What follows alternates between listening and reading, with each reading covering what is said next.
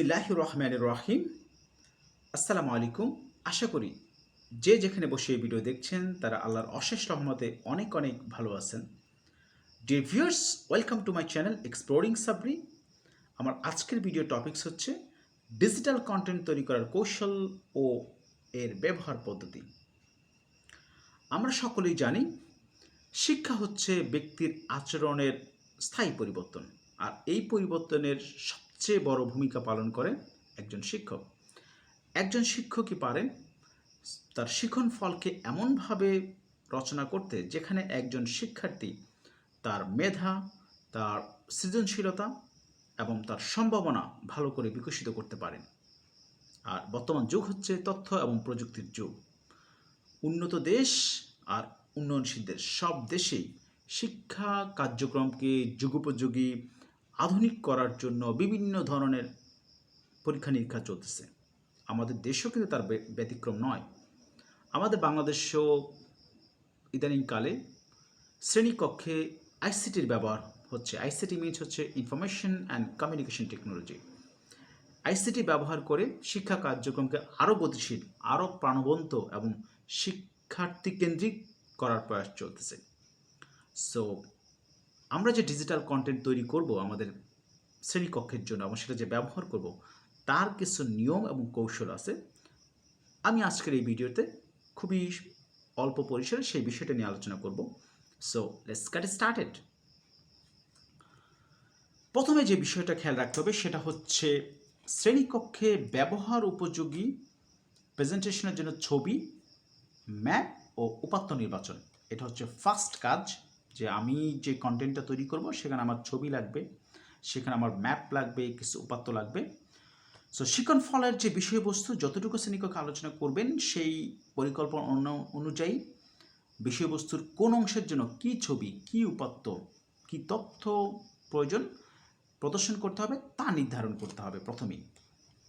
So এক্ষেত্রে আমরা কিন্তু ইন্টারনেট থেকে গুগল করে আমরা ছবি এবং প্রয়োজনীয় তথ্য কিন্তু আমরা সেটা সংগ্রহ করতে পারবো। চেক করতে হবে যে আমি যে তথ্যটা শেয়ার করছি সেটা অথেন্টিক কিনা। আচ্ছা, সো এবং ছবি নির্বাচনের ক্ষেত্রে এবং স্লাইডের সংযুক্তির ক্ষেত্রে আমাদের কিছু কৌশল অবলম্বন করতে হবে, কিছু নিয়ম ফলো করতে হবে। এবং যে বিষয়টা একটু মনে রাখতে হবে, আমি যখন ছবি এবং স্লাইড সংযুক্ত করব কিছু বিষয় আসলে মনে রাখতে হবে, সেটা আমি তুলে ধরছি।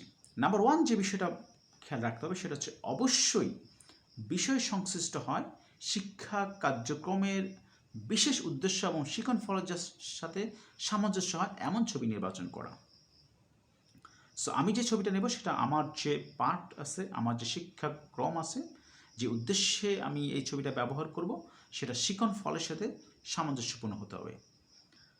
নাম্বার টু হচ্ছে শিক্ষার্থীদের এটা চিন্তার খোরাক দিতে হবে। আমি যে ছবিটা, একটা ছবি আমি সিলেক্ট করবো সেটা যেন এই ছবিটা নিয়ে শিক্ষার্থীরা আমার পাঠের সাথে সামঞ্জস্য করে শিক্ষার্থীরা যেন চিন্তার সুযোগ পায়, সেটা প্রতি লক্ষ্য রাখা। নাম্বার থার্ড হচ্ছে শিক্ষার্থীদের জীবন ঘনিষ্ঠ বা পরিচিত পরিবেশ প্রদর্শন করা। নাম্বার ফোর, আমাদের দেশীয় ছবি হয় এটার প্রতি লক্ষ্য রাখা। তবে দেশীয় ছবি যদি একান্তই পাওয়া না যায় আমরা বিদেশি ছবি নিতে পারবো, কিন্তু সেক্ষেত্রে আমাদের যে সামাজিক মূল্যবোধ, আমাদের যে রীতিনীতি, আমাদের যে কাস্টম কালচার, ধর্মীয় চেতনার পরিপন্থী যেন না হয় সেটার প্রতি লক্ষ্য রাখা। সো আমি যে ছবিটা নেব সেই ছবিটা যেন আমার যে ধর্মীয় চেতনা, আমার যে বিশ্বাস, আমার যে মূল্যবোধ সেটার পরিপন্থী না হওয়াটাই বাঞ্ছনীয়। এটা খুবই গুরুত্বপূর্ণ বিষয়। আর শিক্ষার্থীদের বয়স বিবেচনা করে আসলে ছবি নির্বাচন করা। নেক্সট হচ্ছে ছবি সিলেক্ট করলে রেজুলেশন সাধারণত 500 থেকে 1000-এর মধ্যে রাখা। যদি আপনি রেজুলেশনটা 500 থেকে 1000-এর ভিতরে রাখেন তাহলে এটা ভালো দেখা যাবে। সো এই হচ্ছে শ্রেণীকক্ষে ব্যবহার উপযোগী প্রেজেন্টেশনের জন্য ছবি বা অন্যান্য ম্যাপ বাছাই করার কিছু কৌশল। এখন আমি যেটা আলোচনা করব সেটা হচ্ছে একটি আদর্শ কন্টেন্ট তৈরি করার কিছু চেকলিস্ট। আপনি যখন একটা কন্টেন্ট, ডিজিটাল কন্টেন্ট তৈরি করবেন, শ্রেণীকক্ষে প্রদর্শন করবেন, so before display your content, so আপনাকে একটা চেকলিস্টে দেখতে হবে যে weather your content is up to the mark কিনা, সেটা একটা ভালো একটা কন্টেন্ট কিনা। সো এই চেকলিস্টগুলো আমি এক এক করে তুলে ধরছি। নাম্বার 1 যে বিষয়টা প্রথমেই আপনাকে লক্ষ্য রাখতে হবে সেটা হচ্ছে মূল পাঠের সাথে কন্টেন্টের সামঞ্জস্যতাপূর্ণ রয়েছে কিনা। যে আমার যে মূল পাঠ, আমার যে টেক্সট বইয়ের যে পাঠ, আমি যে কন্টেন্ট তৈরি করেছি সেই কন্টেন্ট এবং মূল পাঠের ভিতরে সমন্বয় আছে কিনা, সামঞ্জস্য রয়েছে কিনা, এটা হচ্ছে নাম্বার 1 বিবেচ্য বিষয়। নাম্বার 2 হচ্ছে ব্যবহৃত উপাদান এবং তথ্য প্রাসঙ্গিক কিনা। কন্টেন্টের সাথে পাঠের সাথে যে আমি যে তথ্যগুলো শেয়ার করব সেটা অবশ্যই কি থাকতে হবে, সেটা প্রাসঙ্গিক থাকতে হবে। এমন নয় আমি আমার পাঠ হচ্ছে একটা, আমার কন্টেন্টে আমি অন্য একটা উপাদান শেয়ার করলাম, তাহলে কিন্তু সেটা শিখন ফল কিন্তু অর্জিত হবে না। এই বিষয়টা অবশ্যই লক্ষ্য রাখা। নাম্বার 3 হচ্ছে উদ্দীপনা সৃষ্টিকারী যে উপাদান, আমি যে ছবি, আমি যে ভিডিও, আমি যে বাক্য, সেন্টেন্স বা আওয়াজ ব্যবহার করছি সেগুলা উদ্দীপনা সৃষ্টি করবে কিনা, যেটাকে আমরা ব্রেন স্ট্রমিং বলি। আমরা ছবি দেখিয়ে বা কোনো ভিডিও দেখিয়ে আমরা প্রথমেই যে ব্রেন স্ট্রমিং করি সেটা উদ্দীপনা সৃষ্টিকারী উপাদান রয়েছে কিনা আমার কন্টেন্টে, সেটাও লক্ষ্য রাখা। নাম্বার 4 হচ্ছে ছবি, ভিডিও, তথ্য স্পষ্ট কিনা। যে কন্টেন্টে আমার ছবি, আমার ভিডিও এবং আমার তথ্য সেটা স্পষ্ট থাকতে হবে। এটা যদি ক্লিয়ার না থাকে, ভ্যাগু থাকে, তাহলে কিন্তু আমার এটা একটা আদর্শ কন্টেন্ট হবে না। নাম্বার 5 হচ্ছে ছবি, ভিডিও দেশীয় প্রেক্ষাপটের কিনা। আমার মূল পাঠের সাথে যদি ছবি, ভিডিও, দেশীয় কন্টেন্ট হয়, দ্যাটস ফ্যান্টাস্টিক। একান্ত যদি আমার বিদেশি কোনো ছবি বা ভিডিও নিতে হয়, সেখানে আমার মূল্যবোধ, আমার কাস্টম, কালচার, ধর্মীয় চেতনা সেটা কিন্তু বিবেচনা রাখতে হবে। নাম্বার 7 যেটা বিশেষ করে খেয়াল রাখতে হবে, আমার কন্টেন্টের ভিতরে নেতিবাচক প্রভাব সৃষ্টিকারী কোনো ছবি, ভিডিও বা তথ্য আছে কিনা। সো আমি যখন কন্টেন্ট নিয়ে শ্রেণীকক্ষ আলোচনা করবো, আমাকে অবশ্যই চেক করে নিতে হবে সেখানে কোনো নেতিবাচক কোনো তথ্য, কোনো ছবি, কোনো ভিডিও রয়েছে কিনা, এই চেকলিস্টটা করা। নাম্বার 8 হচ্ছে রচনামূলক টেক্সট আছে কিনা। যদিও রচনামূলক টেক্সট আমরা কিন্তু স্লাইডে কখনোই শো করি না। আমি যে সেন্টেন্স লিখবো সেটা হচ্ছে 1 থেকে 2 সেন্টেন্স, সর্বোচ্চ 3 সেন্টেন্সের ভিতরে আমার যদি কোনো টেক্সট থাকে সেটা হচ্ছে নট মোর দেন 3 সেন্টেন্স। এটা একটা স্ট্যান্ডার্ড মেনটেন করে আসলে, কারণ আমি স্লাইড শো করব সেখানে আমি কিন্তু কোনো ডিসক্রিপটিভ রাইটিং কিন্তু শো করব না। সো আমার যদি কোনো ডিসক্রিপটিভ রাইটিং থেকে থাকে, it's shouldn't be more than 3 sentence. এটা 1 থেকে 2 সেন্টেন্স হলে সবচেয়ে ভালো হয়।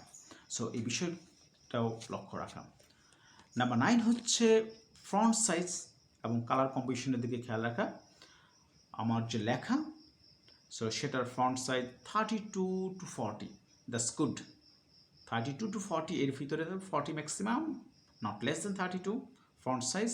আর কালার কম্বিনেশন চেক করতে হবে। আমরা অনেক সময় যেটা আমরা শ্রেণীকক্ষে যেটা দেখা যায় সেটা হচ্ছে কন্টেন্টের কালার কম্বিনেশনগুলো আসলে ঠিক থাকতেছে না, যেটা ভেগো, অস্পষ্ট, দেখা যাচ্ছে না, আনক্লিয়ার। শিক্ষার্থীরা শ্রেণীকক্ষে মাল্টিমিডিয়াতে তাকে অনেক সময় লেখা বুঝতে পারে না ডিউ টু কালার কম্বিনেশনের কারণে। সো এই বিষয়টা অবশ্যই খেয়াল রাখা যেন কালার কম্বিনেশনটা ঠিক থাকে আমার কন্টেন্টে। নাম্বার 10 হচ্ছে ব্যবহৃত উপাদানসমূহ চিন্তা সহায়ক কিনা। ভেরি ভেরি ইম্পর্টেন্ট একটা চেকলিস্ট, যে আমি যে উপাদানসমূহ ব্যবহার করলাম সেটা আমার যে শিক্ষার্থী তাদের চিন্তার খোরাক হবে কিনা, তাদের চিন্তার শক্তিকে জাগ্রত করবে কিনা, এই ব্যাপারটা খেয়াল রাখা। নেক্সট, দলীয় কাজের জন্য চিন্তামূলক কর্মপত্র ব্যবহৃত হয়েছে কিনা। সো আমি আমার কন্টেন্টে, আমার ক্লাসে আমি যে গ্রুপ ওয়ার্ক আমরা দিয়ে থাকি সাধারণত একটা পর্যায়ে একটা গ্রুপ ওয়ার্ক থাকে। সো গ্রুপ ওয়ার্কটা সেটা চিন্তামূলক কর্মপত্র, চিন্তামূলক কর্ম কিনা, যে গ্রুপে ডিসকাশন করেই কিন্তু আসলে এই কাজটা সমাধান করা হয়, সেখানে চিন্তার খোরাক থাকবে কিনা, এটার প্রতি লক্ষ্য রাখা। নাম্বার 12 হচ্ছে অন্যান্য সহায়ক উপকরণ like board, marker, poster, paper, flowchart ইত্যাদির যে ব্যবহারের কোনো সুযোগ আছে কিনা। যদি আমার সুযোগ থাকে তাহলে আমি সেখানে ব্যবহার করব, তাহলে লেসনটা আরও বেশি আকর্ষণীয় এবং উপভোগ্য হবে। নেক্সট হচ্ছে কন্টেন্টের বা স্লাইডের ধারাবাহিকতা বজায় আছে কিনা। সো আমি যখন কন্টেন্টটা তৈরি করব তখন সেখানে ধারাবাহিকতা থাকবে, সিকোয়েন্সটা ঠিক থাকতে হবে, ঠিক আছে। সিকোয়েন্স উল্টাপাল্টা হলে কিন্তু সেটা হচ্ছে পার্টটা কিন্তু আকর্ষণীয় হবে না। সো ধারাবাহিকতা বজায় আছে কিনা সেটা হচ্ছে চেক করা। নেক্সট হচ্ছে কন্টেন্ট ব্যবহারে শিক্ষকের যে নেতৃত্ব, যিনি এটা কন্টেন্টটা ব্যবহার করবেন তার নেতৃত্ব এবং ব্যক্তিত্ব বজায় থাকবে কিনা, এটা যিনি কন্টেন্টটা পরিচালনা করবেন আসলে, এটা আসলে একান্তই ব্যক্তিগত ব্যাপার। তারপর চেক করা যে আমি যেটা পরিচালনা করবো ইন দ্য ক্লাসরুমে সেখানে আমার নেতৃত্ব এবং ব্যক্তিত্বটা বজায় থাকবে কিনা, সেখানে আমি ইনফরমেশনগুলো সঠিকভাবে ব্যবহার করতে পারবো কিনা। ফাইনাল যে চেকলিস্টটা সেটা হচ্ছে শিখন ফল অর্জিত হবে কিনা। সো আপনি এত কষ্ট করে যদি একটা কন্টেন্ট তৈরি করেন, ডিজিটাল কন্টেন্ট তৈরি করেন, সেটা শ্রেণীকক্ষে প্রদর্শনের জন্য, সেখানে যে টার্গেট থাকে যে আমার যে শিখন ফল সেটা অর্জিত হবে কিনা, এই বিষয়টা কিন্তু মূল সমস্ত চেকলিস্টের মূল ব্যাপার হচ্ছে আমার টার্গেট ফুলফিল হবে কিনা, আমি যেটা শেখাতে চাচ্ছি, বাচ্চারা যেটা শিখতে চাচ্ছে, যে আমার টার্গেট বাচ্চাদের এক্সপেকটেশন অর্জিত হবে কিনা, এই বিষয়টা অবশ্যই লক্ষ্য করতে হবে। সো এটা হচ্ছে একটা ডিজিটাল কন্টেন্ট, আদর্শ ডিজিটাল কন্টেন্টের চেকলিস্ট। যখন আমরা শ্রেণীকক্ষে প্রদর্শন করবে এই বিষয়গুলোকে অবশ্যই চেক করবে ইনশাআল্লাহ। সো আমরা জানি পাওয়ার পয়েন্ট প্রেজেন্টেশন যখন আমরা শ্রেণীকক্ষে ব্যবহার করি তখন কিন্তু আসলে শ্রেণীকক্ষের যে চেহারা আসে পরিবেশটা কিন্তু আসলে পরিবর্তন হয়ে যায়। আর আপনি যখন পাওয়ার পয়েন্ট শ্রেণীকক্ষে ব্যবহার করবেন তখন শ্রেণীকক্ষটা আসলে শিক্ষার্থীদের ভিতরে একটা উৎসাহ, একটা উদ্দীপনা কিন্তু সৃষ্টি হয়। আর সর্বোপরি ক্লাসটা কিন্তু আকর্ষণীয় এবং খুবই উপভোগ্য হয়। সো এক্ষেত্রে আরেকটা বিষয় যেটা হচ্ছে, যখন আমি পাওয়ার পয়েন্ট প্রেজেন্টেশনটা ব্যবহার করি তখন যে বিষয়বস্তুর প্রতি প্রায় সকল শিক্ষার্থী কিন্তু সহজে মনোযোগ আকর্ষণ করা যায়। সো আমরা যদি আমাদের পাঠকে টার্গেট করে রাখি যে ওকে আমি এটা পাওয়ার পয়েন্ট প্রেজেন্টেশনে ব্যবহার করব, দেখা যাচ্ছে যে শিক্ষার্থীরা ওই টপিক্সের ভিতরে ঢুকে যায় সহজেই, আসলে আমরা তাদের মনোযোগটা আকর্ষণ করতে পারি। সো এটা হচ্ছে this is the good side for power point presentation. So এক্ষেত্রে কিছু বিষয় একটু খেয়াল রাখা, সেটা হচ্ছে এক নম্বর বিষয় যেটা, শিক্ষকের বিষয়বস্তু সম্পর্কে বক্তৃতা দেওয়া সম্পূর্ণ বিরত থাকতে হবে। সো আমরা সাধারণত নর্মাল যে ক্লাসগুলো নেই সেটা হচ্ছে লেকচার বেসড, কিন্তু আপনি যখন পাওয়ার পয়েন্ট প্রেজেন্টেশনের ক্লাস নেবেন সেখানে কিন্তু আসলে বক্তৃতার কোনো সুযোগ নেই, এখানে কোনো লেকচার থাকবে না। সো এখানে টোটালি এটাকে অ্যাভয়েড করতে হবে, কোনো বক্তৃতা দেওয়ার কোনো সুযোগ পাওয়ার পয়েন্ট প্রেজেন্টেশনের ক্লাসে নেই।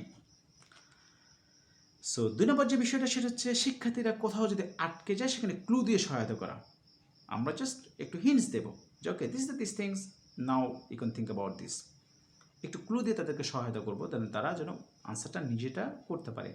আমি কিন্তু পুরো ডিটেলস কোনো আনসার আমরা টিচাররা বলে দেবো না। নাম্বার 3 হচ্ছে স্লাইডের ছবি, ভিডিও, অ্যানিমেশন সেটা সঠিকভাবে প্রোভাইড করতে হবে।